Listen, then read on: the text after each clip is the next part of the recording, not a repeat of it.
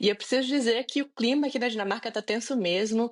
Os dinamarqueses ainda estão digerindo as duras palavras que o vice-presidente americano disse na sexta-feira, quando visitou a Groenlândia, né? Ao longo do final de semana, protestos encheram as ruas, né? Reuniram centenas de pessoas aqui no centro de Aarhus e também em Copenhague, em frente à embaixada americana.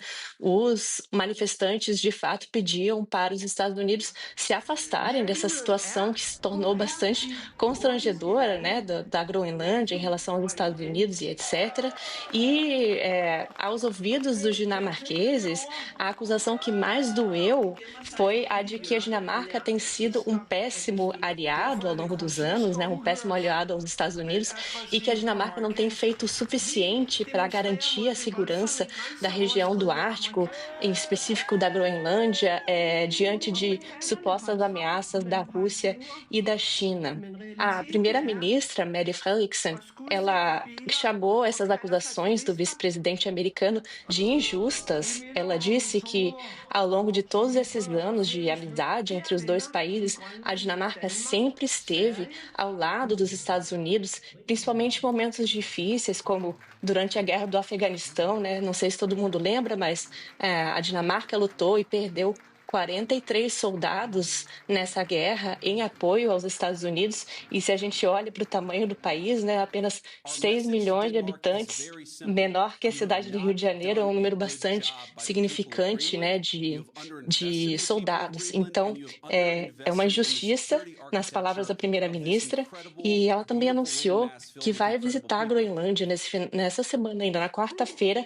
Ela pretende se reunir com o novo primeiro-ministro groenlandês para tratar de situações de cooperação entre o território da Groenlândia e a Dinamarca. E essa situação, Lins, ela se escalou ainda mais quando Trump, no sábado, voltou a dizer, né, que não descarta a utilização de força se for para garantir a tomada desse território groenlandês para os Estados Unidos. E aí o novo primeiro-ministro da Groenlândia rebateu ao Trump, dizendo que ele não vai conseguir atingir esse objetivo, que a Groenlândia pertence aos groenlandeses. E assim, o centro desse argumento, né, dos dinamarqueses é que, apesar de os Estados Unidos, de fato, estarem fazendo todas essas acusações contra a Dinamarca, os próprios americanos não têm investido tanto assim, têm realmente reduzido drasticamente os investimentos ao longo dos anos, né, desde a Segunda Guerra Mundial. Segundo o Museu Nacional da Groenlândia, os Estados Unidos já chegaram a operar 50 locais com atividades de segurança que não se restringem a bases militares, mas incluem também aeroportos, sistemas de radares e etc. E desses 50 locais, apenas um resta hoje, que foi justamente a base militar de Pitufik, que foi visitada pelo vice-presidente americano essa semana. E, Lins, essa base é um grande exemplo de como a presença americana tem sido reduzida nessa região, né? Se a gente olhar para os tempos dourados da base, eles já chegaram a operar com 10 mil funcionários, que é um número muito maior do que hoje. Hoje, somente 200 funcionários operam nessa base, então, realmente, uma redução muito significativa.